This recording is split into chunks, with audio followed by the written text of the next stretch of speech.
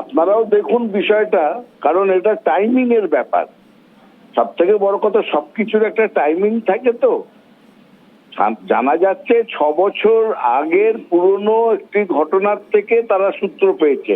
জানি না কতখানি, আপনারাও কতখানি জেনেছেন। এই হাওলা কেস বলা হচ্ছে, গতকাল যাকে গ্রেপ্তার করা হয়েছিল, নানা রকম তথ্য ইডি দিচ্ছে বলেই আপনারা দেখাচ্ছেন। এখন তার থেকে যদি জানা যায় যে 6 বছর আগেকার ঘটনা এবং তার উপরে পদক্ষেপ হচ্ছে ঠিক ভোটের 6 দিন 10 দিন আগে, তখনই তো মানুষের মনে সন্দেহ হবে যে আসলে সত্যি তদন্তের স্বার্থে না রাজনৈতিক উদ্দেশ্য সাধন করার জন্য হচ্ছে। এটা ভেন্ডিটা পলিটিক্স না অ্যাকচুয়াল ইনভেস্টিগেশন, এটা তো প্রশ্ন উঠবেই। তার সঙ্গে জুড়ছে ইডির সাকসেস রেট এত খারাপ বলে, এত কেস আছে, এতজনকে গ্রেপ্তার করেছে, এত কোর্টে গিয়ে বড় বড় কথা, এই সমস্ত আপনাদের মতন চ্যানেলকে নানা রকম বক্তব্য দিয়ে দেওয়া, কিন্তু দেখা যাচ্ছে কোনো প্রমাণ নিয়ে গিয়ে কোর্টে গিয়ে কারুর শাস্তি বিধান করতে গিয়ে 0.1% সাকসেস নেই। তাহলে তো হবেই সেই পার্টিকুলার কেন্দ্রীয় তদন্তকারী সংস্থার বিরুদ্ধে বা তাদের সম্বন্ধে মানুষের মনে সন্দেহ হবে। তারা কেন এই কাজ করছে, করদাতাদের টাকা নিয়ে কাজ করছে, কি উদ্দেশ্যে করছে। তাহলে কি সম্পূর্ণভাবে এই শাসক দলেরকে সাহায্য করার জন্য তারা নিজেদের নিয়োজিত করেছে, বা শাসক দল বলছে যখন তখনই তারা উঠছে, তখনই তারা বসছে, এরকম হচ্ছে কিনা এ প্রশ্ন তো আসবেই। একদম তাই। জয়প্রকাশ বাবু, আরো একটা বিষয় জানা রয়েছে, মুখ্যমন্ত্রী মমতা বন্দ্যোপাধ্যায় খণ্ডঘোষের সভা থেকে কিন্তু আশঙ্কা প্রকাশ করেছিলেন যে আজকে রাত থেকেই অপারেশন শুরু হবে। কোথাও গিয়ে কি তাহলে প্রত্যেকবার নির্বাচনের আগে আমরা দেখি যেভাবে এজেন্সির অতি তৎপরতা, আপনারাই বলেন, মমতা বন্দ্যোপাধ্যায় কি আশঙ্কা থেকে এই কথাটা জনসভায় বলে ফেলেছেন? না না, বলে ফেলেছেন না। মমতা বন্দ্যোপাধ্যায় কোনো কথা মুখ ফসকে বলে ফেলেন না। মমতা বন্দ্যোপাধ্যায় যেটা জানেন, যেটা মনে করেন সেটাই বলেন, এবং তাতে কোনো সংশয়ের জায়গা নেই। তার মানে আপনাদের কাছে আগে থেকে খবর ছিল কিছু একটা হতে পারে? না না, শুনেনি। বিজেপির কাছে কি শক্তি আছে একটুখানি অ্যানালিসিস করুন। বিজেপির শক্তি হচ্ছে কেন্দ্রীয় সংস্থাগুলি, যেরকম ইডি, সিবিআই, ইনকাম ট্যাক্স ইত্যাদি। বিজেপির শক্তি হচ্ছে ইলেকশন কমিশন, কারণ ইলেকশন কমিশনারকে বিজেপির 2 নেতা সিলেক্ট করেছেন, মোদী এবং অমিত শাহ।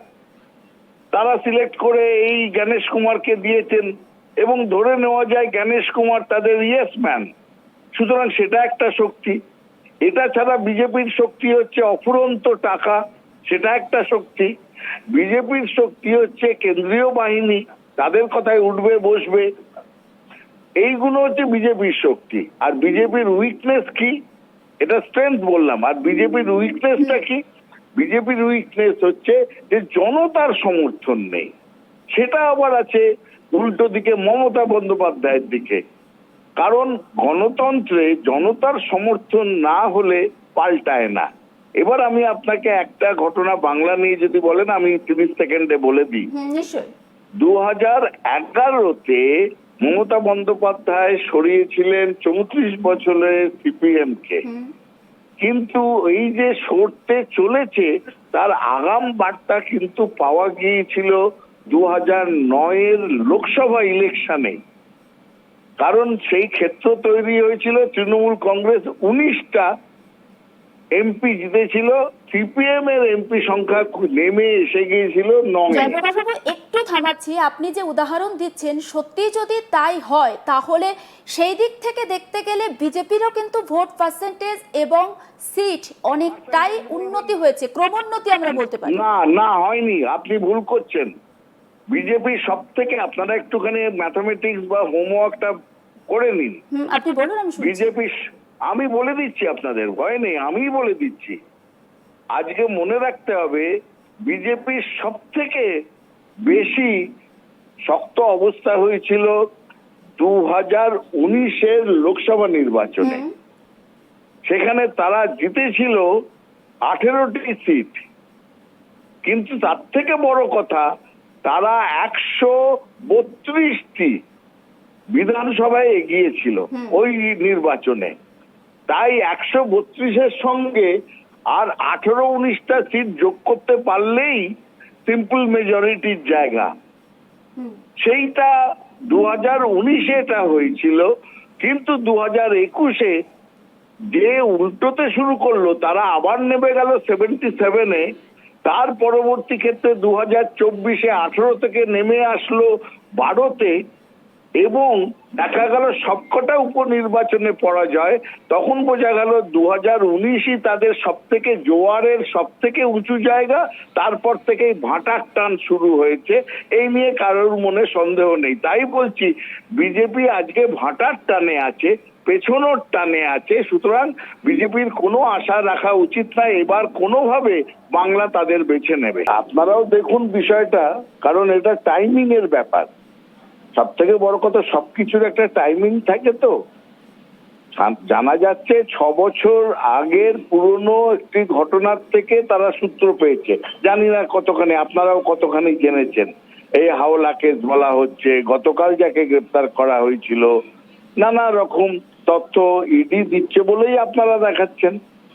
এখন তার থেকে যদি জানা যায় যে 6 বছর আগেকার ঘটনা, এবং তার উপরে পদক্ষেপ হচ্ছে ঠিক ভোটের 6-10 দিন আগে, তখনই তো মানুষের মনে সন্দেহ হবে যে আসলে সত্যি তদন্তের স্বার্থে না রাজনৈতিক উদ্দেশ্য সাধন করার জন্য হচ্ছে। এটা ভেন্ডিটা পলিটিক্স না অ্যাকচুয়াল ইনভেস্টিগেশন, এটা তো প্রশ্ন উঠবেই। তার সঙ্গে জুড়ছে ইডির সাকসেস রেট এত খারাপ বলে, এত কেস আছে, এতজনকে গ্রেপ্তার করেছে, এত কোর্টে গিয়ে বড় বড় কথা, এই সমস্ত আপনাদের মতন চ্যানেলকে নানা রকম বক্তব্য দিয়ে দেওয়া, কিন্তু দেখা যাচ্ছে কোনো প্রমাণ নিয়ে গিয়ে কোর্টে গিয়ে কারুর শাস্তি বিধান করতে গিয়ে 0.1% সাকসেস নেই।